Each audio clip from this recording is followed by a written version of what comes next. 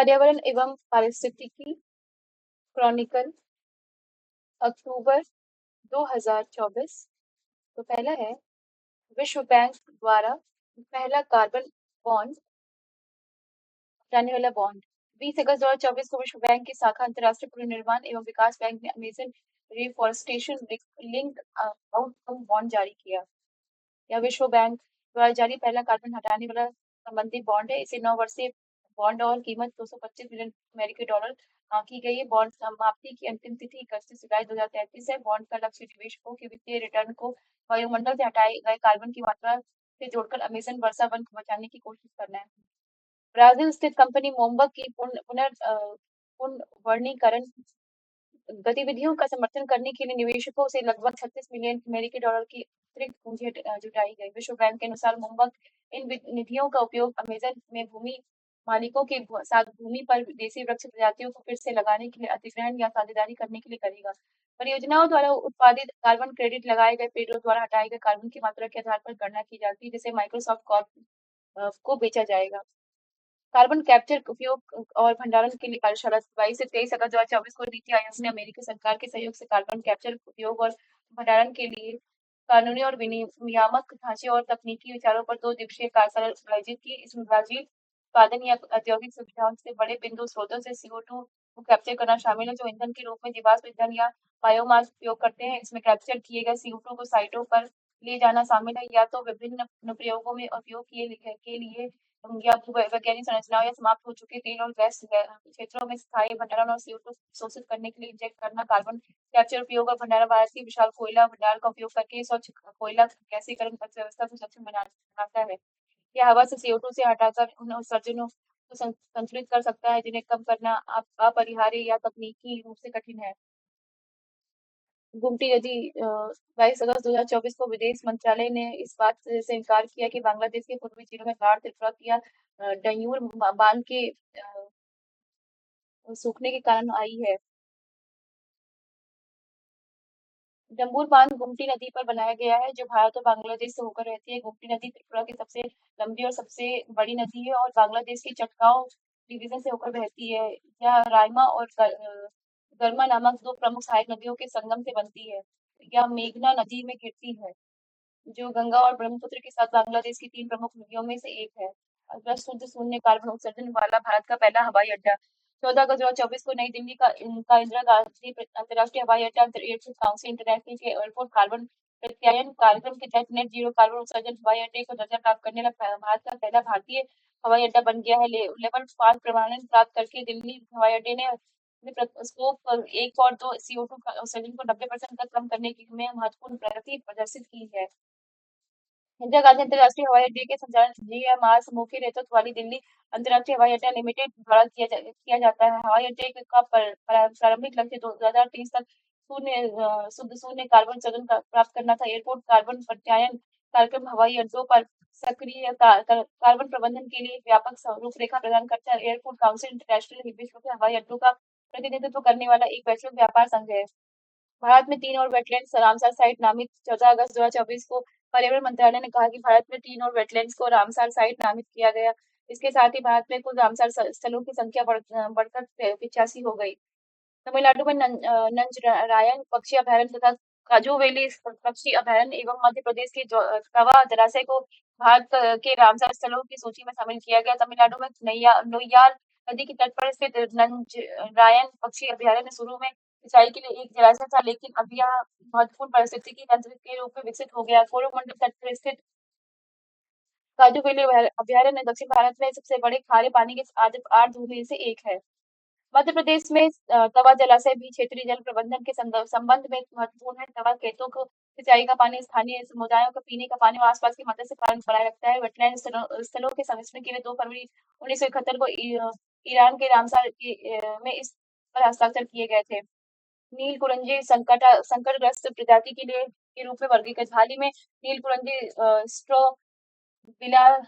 विलांथेस पुंथियाना, जो प्रत्येक 12 वर्ष में एक बार खिलता है, को IUCN रेड लिस्ट में संकटग्रस्त प्रजाति के रूप में वर्गीकृत किया गया। दक्षिण पश्चिम भारत में पर्वतीय घास के मैदानों में इस प्रमुख प्रजाति के लिए यह पहला वैश्विक रेड लिस्ट मूल्यांकन है। प्रजाति का इसके अद्वितीय पुष्पन चक्र और परिस्थिति की चुनौती के कारण इसे पहले आईयूसीएन मानकों के अंतर्गत मूल्यांकन नहीं किया गया था। नीलकुरिंजी 3 मीटर ऊंची एक स्थानिक झाड़ी है जो केवल दक्षिण पश्चिम भारत के पाँच पर्वतीय प्रदेशों के अधिक ऊंचाई वाले 16 प्राचीन इकोसिस्टम में 1340 से 2600 मीटर की ऊंचाई पर देखी जाती है। नीलकुरिंजी का वैज्ञानिक नाम केरल के साइलेंट वैली नेशनल पार्क में स्थित कुंती नदी के नाम पर रखा गया, जहाँ यह फूल बहुतायत में पाया जाता है। अधिक मात्रा में खिलने के लिए ये प्रसिद्ध ये फूल पहाड़ी घास के मैदानों को बैंगनी, लाल, नीला रंग प्रदान करते हैं, जिसे इस कारण इन्हें नीलकुरिंजी फूल के नाम से जाना जाता है। आदि चुनचनगिरी एवं चुल्लुनार मोर अभयारण्य घोषित। 5 अगस्त 2024 को केंद्रीय पर्यावरण वन एवं जलवायु परिवर्तन मंत्री भूपेंद्र यादव ने सूचना दी कि केंद्र सरकार ने कर्नाटक के आदि चुनचुनगिरी एवं केरल के चुलन्नुआर को मोर अभयारण्य घोषित किया। पर्यावरण, वन और जलवायु परिवर्तन मंत्रालय ने मोरों के लिए प्रजनन और संरक्षण केंद्र में स्थापित किए हैं। आदि चुनचुनगिरी गिरी मोर अभयारण्य पूरी सुरक्षा प्रदान करेगा, जिसे इसे 1981 में कर्नाटक के मांड्या जिले में एक अभयारण्य के रूप में स्थापित किया गया था। आदिम चुनचुनगिरी मोर अभयारण्य चुनचुनगिरी मंदिर के बेहद करीब है। इस अभयारण्य में प्रवासी पक्षियों की विभिन्न प्रजातियों जैसे बैंगनी बगुला, सफेद गर्दन वाला सारस, काले सिर वाले आइबिस और स्नेक बर्ड आदि मौजूद है। चुल्लू चुलनूर मटर फाटल मटर फाउल अभयारण्य केरल राज्य के पलक्कड़ जिले के चुलनूत गांव में स्थित एक पक्षी अभयारण्य है। मोर को 1963 में भारत के राष्ट्रीय पक्षी घोषित किया गया था। मधुमेह रोधी जड़ी बूटी गुड़मार की खोज। अगस्त 2024 में बिहार के गया में ब्रह्मयोनी पहाड़ी पर शोधकर्ताओं ने मधुमेह रोधी जड़ी बूटी गुड़मार की खोज की। International journal of creative research thoughts में प्रकाशित निष्कर्ष मधुमेह के उपचार में इस जड़ी बूटी की क्षमता पर प्रकाश डाला है। वैज्ञानिक और औद्योगिक अनुसंधान परिषद द्वारा मधुमेह रोधी रोधी दवा BGR 34 विकसित करने के लिए गुड़मार का उपयोग पहले ही किया जा चुका है। इस पौधे के अनूठे गुणों में रक्त शर्करा के स्तर को कम करने की क्षमता शामिल है, जिसका श्रेय जिमनेनिक एसिड को जाता है, जो आंतों में शर्करा के अवशोषण को रोकता है। गुड़मार में फ्लेवोनोइड्स और सेपोनिन भी होते हैं, जो लिपिड चयापचय को विनियमित करके कोलेस्ट्रॉल के स्तर को कम करने में मदद करता है। दिल्ली स्थित अखिल भारतीय आयुर्विज्ञान संस्थान एम्स द्वारा 2022 में किए गए एक अध्ययन ने चयापचय क्रिया में सुधार करते हुए मोटापा और रक्त शर्करा के स्तर को कम करने में BGR 34 की प्रभावशीलता की पुष्टि की है। हिंद महासागर में 3 संस्थाओं के नाम अशोक, चंद्रगुप्त और कल्पतरु रखा गया है। अगस्त 2024 में हिंद महासागर में अशोक, सिमाउंट, चंद्रगुप्त रिज और कल्पतरु रिज के नामों को अंतर्राष्ट्रीय हाइड्रोग्राफिक संगठन एवं यूनेस्को के अंतर सरकारी महासागरीय आयोग ने मंजूरी दी है। तीनों नामित संरचनाओं की खोज राष्ट्रीय ध्रुवीय और महासागर अनुसंधान केंद्र गोवा के समुद्र विज्ञानियों द्वारा की गई। अशोक, सीमाउंट और चंद्रगुप्त रिज का नाम मौर्य वंश के शासकों के नाम रखा गया था। कुल मिलाकर हिंद महासागर में अब 7 संरचनाएं हैं, जिनका नाम मुख्य रूप से या तो भारतीय वैज्ञानिकों के नाम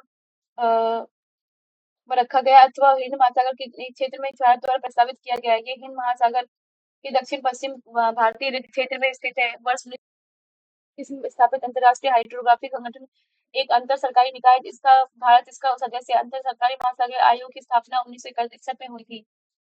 61 वर्ष बाद ग्रेट फोर रिंग तितली की खोज। अगस्त 2024 में ग्रेट फोर रिंग तितली या यापिथमा कैंटली को 61 वर्ष बाद अरुणाचल प्रदेश के नामदफा राष्ट्रीय उद्यान में फिर से खोजा गया। या निम्फोलिड परिवार के भीतर सेटेरिन उपपरिवार संबंधित है। इसके पंख गहरे भूरे रंग के होते हैं। पीछे पंखों पर 3 पीले छिल्लेदार नेत्र सदस्य धब्बे और आगे के पंखों पर एक बड़ा द्वि पुतली वाला नेत्र सदस्य धब्बा होता है। यह चीन में सबसे अधिक विविधतापूर्ण रूप में पाई जाती है और नेपाल, भूटान, म्यांमार और पूर्वोत्तर भारत में पाई जाती है। इसका भारत में इसकी 35 प्रजातियां, जिनमें से 23 ग्रोथर्स में पाई जाती है। इस तरीके से हमारा पर्यावरण और पारिस्थितिकी कंप्लीट हुआ 2024 अक्टूबर का, जो कि यूपीएससी में बहुत इंपॉर्टेंट है और भी एग्जाम है। Thank you so much and please subscribe.